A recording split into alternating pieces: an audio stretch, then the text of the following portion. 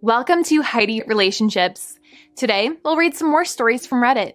But before we start, I would really appreciate if you could subscribe to the channel, like the video if you enjoyed it, and maybe leave a comment down below. That would help the channel a lot. Thank you very much in advance. The first one is titled, Update 1. I, 32M, have been living in DB for 1 year and just discovered my wife, 31F, is having an affair. These past 5 days have been an emotional Category 6 hurricane. But I've put myself together and organized everything to leave tomorrow with the help of amazing friends, family, coworkers, managers and you fellow Redditors. I found out I'm fortunate to be surrounded by the most extraordinary and supportive people that helped me navigate through all this mess. I've bonded even closer to my family and friends and realized that on these past 10 years with her I've lost contact with some nice people that I want to reconnect with. I've changed my focus from wanting to know more about them and what they did, are doing to not caring about her anymore and do the things and be with people that make me happy and bring joy. I'll leave her tomorrow and bring all my stuff with me. At the end of the day, she'll be contacted by my lawyer and from then on I'll cut all contact with her and her family. I don't believe she will try to go to my friend's wedding by herself and even if she does, she won't be welcome there. Once again I thank you all for all your support, advice and suggestions on what should I do, and all those who challenged my decisions and points of view with their own opinions and arguments. A special thanks to all who shared their experiences and gave me hope for the future when I couldn't find it. Thank you. A user in the comments said, if there's any consistent rule I've learned from all these cheating stories on Reddit, it's that the partners suddenly becoming very protective of their phone 24/7 is pretty much a "they're cheating" guarantee. Another user said, you can rest assured that they will start a more formal relationship, except there is one big problem. How could this guy ever trust her when he already knows the content of her character? He will most certainly reject her and leave her devastated, dejected and alone. True and beautiful karmic justice awaits her, my friend. Move on and spend some time discovering why you tolerated this as long as you did. Find the best parts of yourself, nurture them and seek out a partner worthy of your best. Good luck. The next one is titled, Update 2. I left her. An update to I, 32M, have been living in DB for 1 year and just discovered my wife, 31F, is having an affair. Hi there. As I posted on the second edit of the update 1, everything went really well. After the soon-to-be ex-wife left for work, 4 members of my family arrived at my place, and we started packing my stuff and loaded the cars with my things. We got everything packed in about 4 hours and took several pictures of how we left everything and finally I left and closed the door for good. As advised by the lawyer I left the keys I used in the past 3 years inside the house, and when I closed the door I felt free and relieved for getting out. We had a really good lunch and celebrated my escape and newly found freedom. In the afternoon I cancelled all my bank cards and went to therapy and felt really good about myself. I called my friends that would get married the next day and told them what happened and that I would attend their wedding alone and they fully supported me and my decision. I also told the rest of our close group of friends, and they were astonished with all I had gone through and were incredibly supportive. At the end of the day, my soon-to-be ex-wife, there should be an acronym for this, P, texted me telling me she was leaving work to go home. Just a reminder that she believed that we would go to my parents' home on that day to attend my friend's wedding on the weekend. I waited for about 40 to 50 minutes, the time I thought it would take her to arrive home, and then texted her what my lawyer had advised me to. I left the house. You know what you've been doing. Next week we'll start the divorce process. Immediately after sending that text, I called her mother and basically told her the same thing. That I left the house, would start the divorce process after the weekend and that her daughter knows what she's been doing, and she would explain what she thinks she must explain. She demanded I tell her my version, but I told her I didn't want to talk bad about her daughter and would rather she explained what she thinks she needs to explain. Eventually in the future I could tell my side, but for now I didn't want to. From the brief talk with her mother, I couldn't understand if she knew anything about her daughter's cheating activities, and honestly I don't care anymore. That moment, breaking the news to my soon-to-be ex-mother-in-law. I bet you thought I was going for wife again, laughing face, and her daughter. Was the most stressful time of the day, and as soon it was over I really could relax and feel incredibly good and free. While I was talking to her mother, she called me twice and texted multiple times saying things like, "You shouldn't have handled things like that. We need to talk about this, and we couldn't do this to our friends." If you're not paying attention, I believe this is classic manipulative behavior. I blocked her number right away, but she kept calling me non-stop. It took her about 20 rejected, blocked calls before she stopped for the day. She eventually sent me messages on other apps, but I didn't open them, so for her it was like I didn't see them. She called my best friend, but he didn't answer her, and eventually texted her he didn't want to be involved in our problems and asked her to leave him alone. She also called my mother. She had never called her before during the more than 10 years we'd been together, and my mother also didn't answer. Me, my mother and sister, had a great trip back home, and after dinner I had my friends over and I explained everything that happened, and again they were incredibly supportive. The following day me and my friends, went to the wedding, and it was amazing. It was the best decision to go alone without the cheater. I had some tough moments. Witnessing the respect and love the bride and the groom showed to each other was really hard because I didn't have any of that in the last years. But my friends were incredible and always stood by my side and helped me put all that behind and enjoy the party, which I did, laughing face. The next day we had lunch with the newlyweds, and it was great. Back at home the same day, we celebrated my mother's birthday with a dinner with nearly all the close family members that live nearby, around 20 people, and I took the opportunity to tell them what happened and that I was better now than I've ever been in the past month per year. I wanted them to hear it from me and not from hearsay. That bomb shocked everyone, except my mother, father and sister, who already knew about the story and knew I wanted to tell everyone and fully supported me. But after talking a bit more with each one, they could see I was really good, and it brought all of us closer together. Everyone was really supportive, and it was really good. My soon-to-be ex-wife kept trying to call me throughout the weekend, 30 calls and counting, and sent more messages in messaging apps.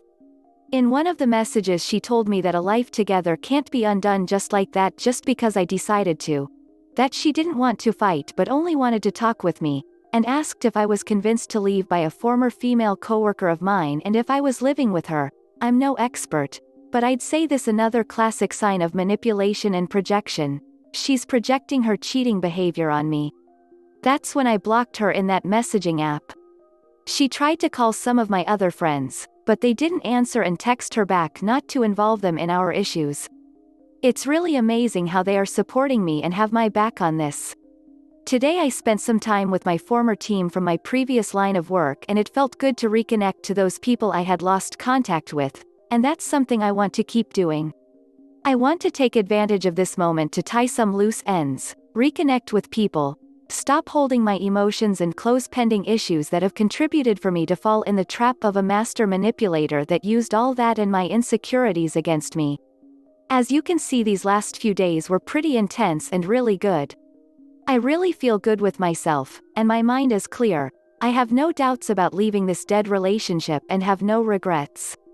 This week the lawyer will start the divorce process. I can't wait to finally be divorced and free from that person. I did it. I left her and I'm ready to close this chapter of my life, and it feels incredibly good. The next one is titled, Update 3. It's been 1 month since I left her. An update to I, 32M. Have been living in DB for 1 year and just discovered my wife, 31F, is having an affair. During this month I had the opportunity to meet new people and get together with old colleagues from my previous company and previous line of work. It was really good to be with them again. I had my ups and downs, but luckily the downs were just 3 really bad days where at the end of day I felt miserable and lost, and in one of those days I found myself crying while stuck traffic. My friends were always there for me and didn't mind my sudden bursts of messages and or calls, just venting my roller coaster of emotions. One really good moment was a 30-minute talk with a young female researcher at my city's university during an event made to raise public awareness for scientific research and its importance in society. She was a really great communicator, smart, passionate about her job, good listener and beautiful. Those 30 minutes of talking with her about what she was researching and what implications it could have for society were lovely.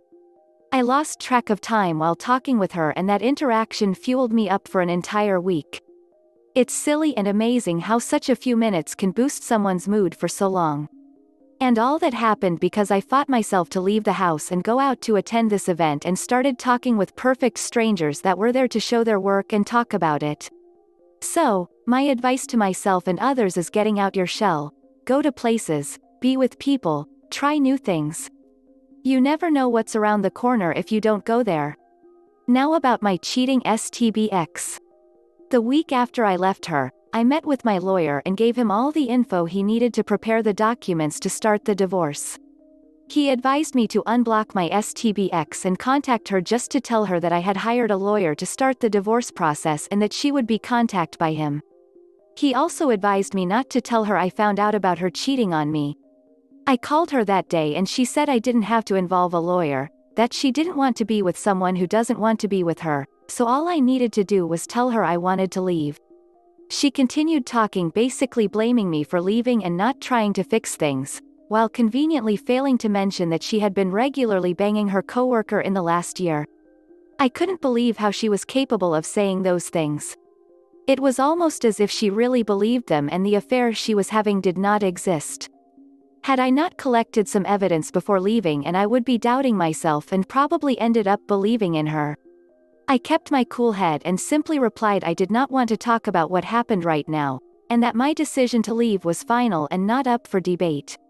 This was a huge wake-up call for the power that manipulators can have over other people, especially if they have low self-esteem or lack confidence in themselves, which in my case were true, and I believe could be the case for most people stuck in a DB or other unhealthy relationships.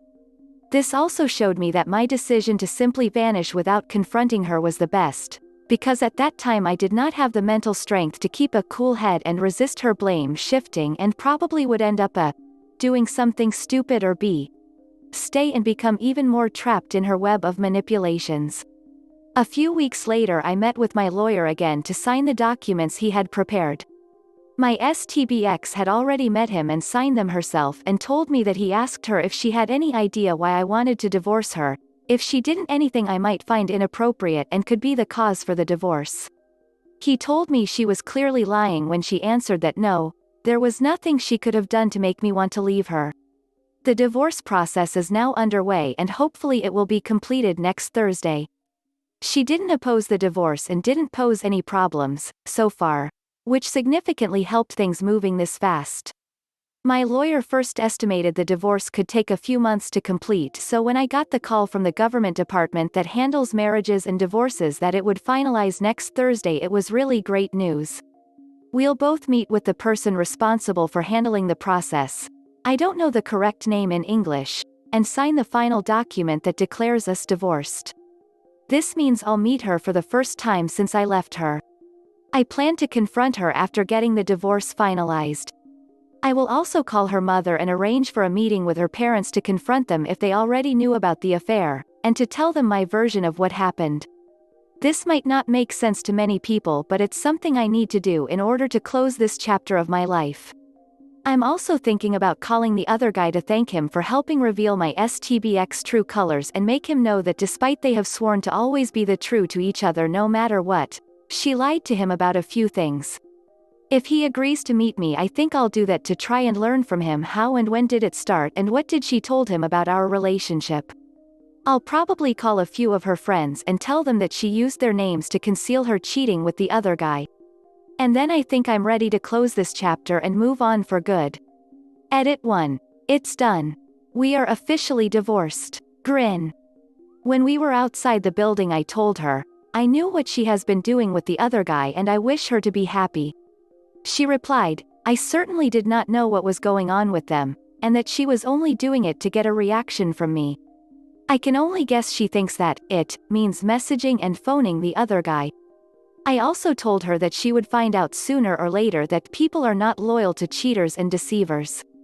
I also called her mother and arranged for a meeting at a local mall to tell them my side. Edit 2. I met with her parents at a local mall and told them my side. Basically what's on the original post but severely redacted. I didn't tell them about the messages between them because my lawyer advised me not to. But I told them some things I found through their messages as if I learned them from other sources, neighbors, friends of mine at her workplace. Their first reaction was to attack me, asking why I didn't confront her when I found out. Why I left without talking with her first. Why I didn't tell them before so they could do something. I have no idea what they were thinking. Why I left her in the eve of our friend's wedding. Why I didn't talk with her several months ago. I responded them that I had to look after myself first and knew if I had confronted her I would be crushed and brainwashed and guilted into staying, and that from previous arguments we had I already knew she would dismiss all my concerns and again brainwash me. They got cooler after that, and we continued to talk normally.